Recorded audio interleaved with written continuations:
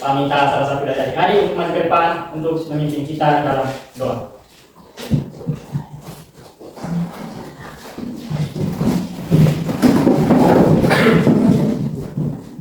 Pada kebetulan kalian pernah debat itu mengenai dalam doa. Sebelum itu dijelaskan dan dulu ajar dalam hidup berdoa. Terima kasih Siti, silakan dulu semuanya. Terima kasih Pak. Selanjutnya Pak akan mengisi kehadiran. Baik Pak.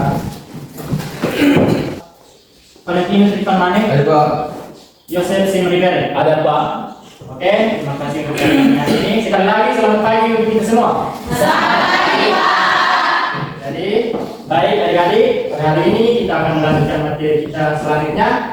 Namun sebelum itu, Pak ingin bertanya tentang materi minggu lalu. Siapa yang masih ingat materi minggu lalu? Saya Pak. Oke, baik Nadia. Materi minggu lalu adalah puisi lama dan puisi baru. Jadi materi tentang minggu lalu adalah puisi lama dan puisi baru. Siapa yang masih ingat apa itu puisi lama dan apa itu puisi baru?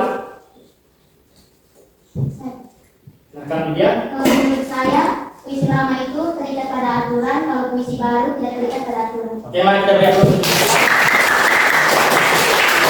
Jadi adik-adik, materi minggu lalu adalah tentang puisi lama dan puisi baru. Hari ini kita akan masuk ke pembahasan berikut.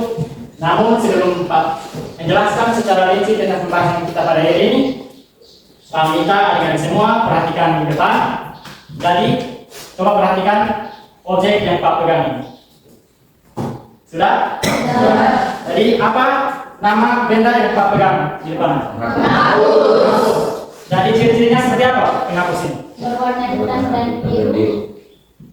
Bentuknya bagaimana? Persegi Jadi bersih panjang. Jadi penghapus ini berfungsi untuk apa? Menghapus papan tulis. Jadi adik-adik yang adik-adik sebutkan itu termasuk dalam pengertian dari deskripsi. Jadi pada hari ini kita akan membahas materi tentang teks deskripsi.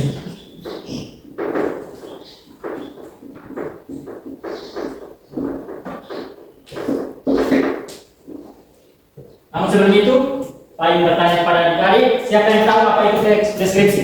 Saya Pak. Oke, Yansa. Teks deskripsi merupakan teks yang menggambarkan suatu objek secara rinci dan jelas.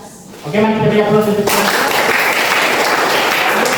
Kata Yansa, teks deskripsi adalah penggambaran suatu objek secara rinci dan lengkap. Jadi mari kita gali lebih lanjut. Jadi adik-adik, teks deskripsi adalah penggambaran tentang suatu objek secara rinci atau secara detail oleh seorang penulis atau seorang pengamat atau seorang perupa yang mana yang membuat seolah pembaca bisa melihat dan bisa merasakan langsung apa yang dideskripsikan. Jadi pengertian dari teks deskripsi itu penggambaran objek secara detail. Nah, mari kita lihat pengertian teks deskripsi menurut para ahli dan juga menurut Kamus Besar Bahasa Indonesia. Jadi menurut Gerov pada tahun 2010, Gerov menyatakan bahwa teks deskripsi adalah bentuk wacana yang berusaha menggambarkan atau melukiskan objek secara jelas dan terperinci sehingga pembaca seolah dapat melihat, mendengar, merasakan apa yang dideskripsikan. Itu adalah menurut Gerov. Dan yang kedua adalah menurut Nur Hadi. Jadi menurut Nur Hadi, teks deskripsi adalah penggambaran atau pemaparan objek secara jelas dan terperinci dengan tujuan agar pembaca dapat menangkap sendiri kesan yang diperoleh penulis terhadap objek tersebut. Jadi pada intinya para ahli ini menekankan bahwa teks deskripsi adalah penggambaran sesuatu objek secara detail dan secara rinci. Dan yang berikut menurut Kamus Besar Bahasa Indonesia. Menurut Kamus Besar Bahasa Indonesia, teks deskripsi merupakan teks yang memaparkan atau menggambarkan sesuatu, yaitu orang, bisa benda, bisa tempat, dan lain-lain sedemikian rupa sehingga pembaca seolah melihat, mendengar, atau merasakan sendiri apa yang dideskripsikan. Jadi menurut Kamus Besar Bahasa Indonesia juga dijelaskan hampir sama dengan yang dipaparkan oleh para ahli. Jadi intinya dalam teks deskripsi itu menjelaskan tentang penggambaran suatu objek secara detail. Dan yang berikut kita masuk ke ciri-ciri dari teks deskripsi. Jadi adik-adik, ciri-ciri dari teks deskripsi yang pertama adalah melibatkan panca indera. Yang pertama indera penglihatan, penciuman, kerasa, pendengaran, dan juga peraba. Jadi termasuk ke dalam panca indera. Jadi ciri-ciri yang pertama adalah melibatkan panca indera. Jadi adik-adik, ciri-ciri yang kedua adalah apa? Saya tahu ciri-ciri yang kedua dari teks deskripsi. Baik lagi. Kata sifat. Kata sifat. Baik, kita beri aplaus untuk lagi. Adik-adik, ciri-ciri yang kedua dari teks deskripsi itu banyak mempunyai atau banyak menggunakan kata sifat, baik nama orang, tempat, dan sebagainya. Yang berikut ciri yang ketiga. Siapa yang tahu ciri ketiga dari teks deskripsi? Baik, adik-adik, ciri ketiga dari teks deskripsi itu adalah melibatkan atau menjelaskan objek secara spesifik. Dan yang ciri yang keempat adalah peneliti mampu membuat para pendengar bisa menciptakan imajinasi di dalam kepala. Jadi, para peneliti ini harus pintar-pintar untuk mendeskripsikan suatu objek untuk para pendengar. Jadi, sebelum melihat suatu objek, para pendengar sudah bisa memastikan dan bahkan bisa menciptakan imajinasi di dalam kepala, sudah melihat terlebih dahulu apa yang sudah dijelaskan oleh para peneliti. Jadi, ada 4 ciri dari teks deskripsi. Jadi, yang pertama apa? Melibatkan panca indera. Yang kedua, yang ketiga, menjelaskan objek secara spesifik. Dan yang keempat, mampu membawa para pembaca menciptakan imajinasi di dalam kepala. Jadi itu adalah ciri-ciri dari teks deskripsi. Dan yang berikut adalah tentang struktur dari teks deskripsi. Siapa yang tahu struktur dari teks deskripsi? Saya, Pak. Oke, dia. Yang pertama identifikasi, yang kedua deskripsi bagian, yang ketiga simpulan atau pesan. Oke, mari kita beri aplaus untuk dia.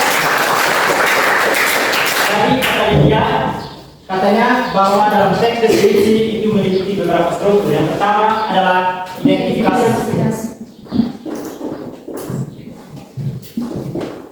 Yang kedua, Deskripsi bagian. deskripsi bagian.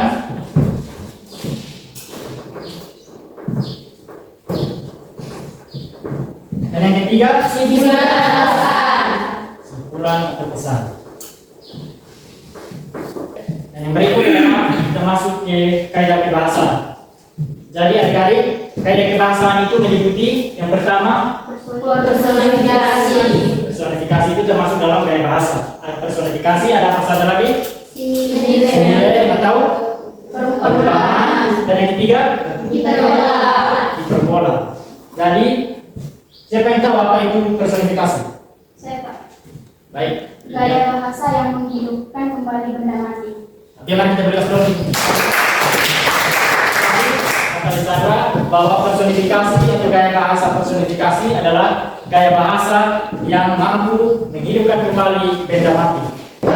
Dan yang berikut adalah gaya bahasa semacam yang tadi dikatakan, yaitu identifikasi, bukan identifikasi, personifikasi, hiperbola dan simile. Oke.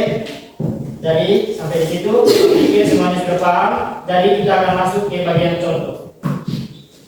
Contoh untuk mengkaji tentang suatu objek. Yang berikut kita akan mengkaji karakter atau bagian-bagian dari bunga mawar. Jadi ada beberapa bagian. Yang pertama akar, yang kedua batang, yang ketiga yang keempat dan yang kelima buah dari bunga mawar. Jadi bunga mawar juga memiliki buah dan fungsi dari bunga mawar memiliki banyak manfaat. Salah satunya adalah bisa dibuat atau bisa dijadikan obat atau minuman, bisa juga dijadikan sebagai ramuan. Jadi itu adalah bagian dari bunga mawar. Apakah semua sudah paham? Sudah. Kita akan memainkan sebuah permainan untuk mencairkan suasana. Karena lihat semuanya sudah ada yang mengaku. Jadi dulunya adalah bumi itu bulat. Dan rahasianya, sebutkan ada berapa lingkaran dalam angka yang akan kau sebutkan. Contohnya 1 tambah 1 adalah 0. Semua sudah siap? Siap. Oke, mulai. 1 tambah 2? 0. 1 tambah 2? 0. 1 tambah 3? 8 tambah 6? 3.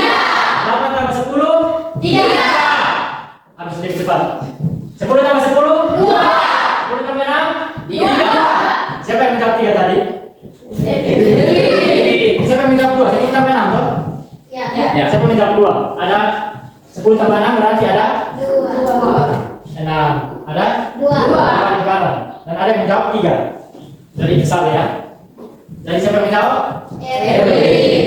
Jadi sanksinya adalah Menjelaskan apa itu arti cinta. oh, jadi kata Lydia, Erwin harus bisa mampu menjelaskan definisi atau deskripsi tentang cinta.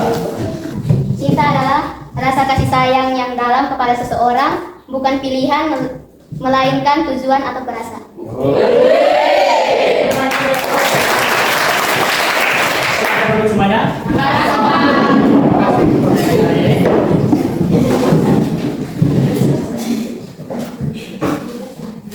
Jadi, kalau mari kita lanjut di pembahasan materi kita.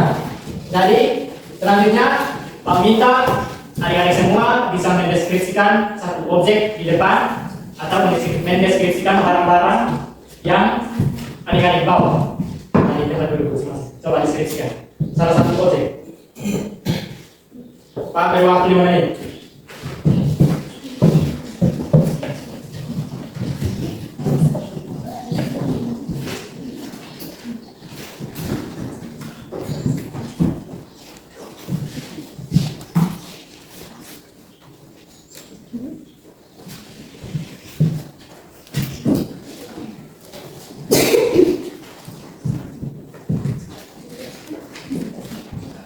Jadi, siapa yang mau maju dulu? Lagi, Erwin, silakan. Selamat pagi untuk kita semua. Saya Erwin. Di sini saya mau mendeskripsikan suatu objek yaitu pulpen. Pulpen berwarna pink cerah ini memiliki bentuk yang ramping dan ringan. Permukaannya terbuat dari plastik halus sehingga nyaman digenggam.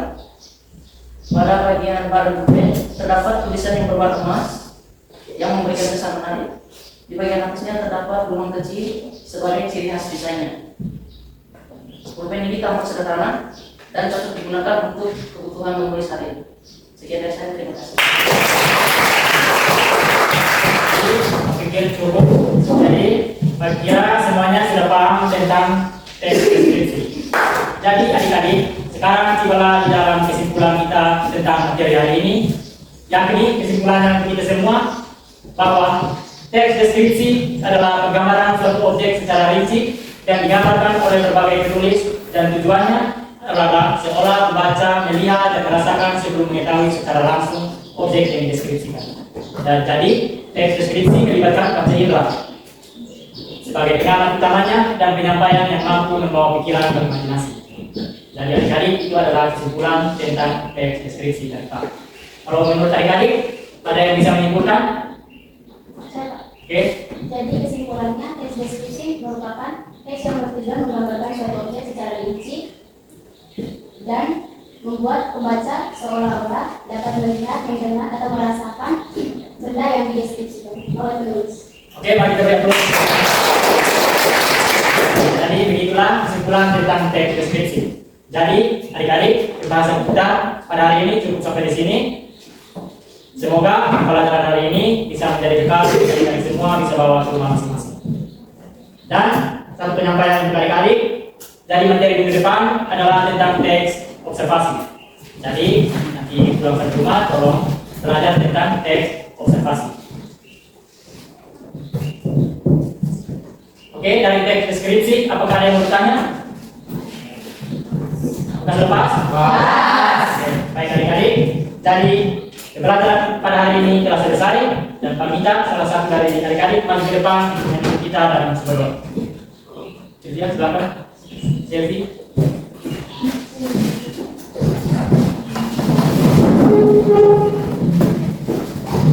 Kalau teman-teman, kita untuk menggunakan dalil. Seluruh itu dijelaskan dan menjadi dengan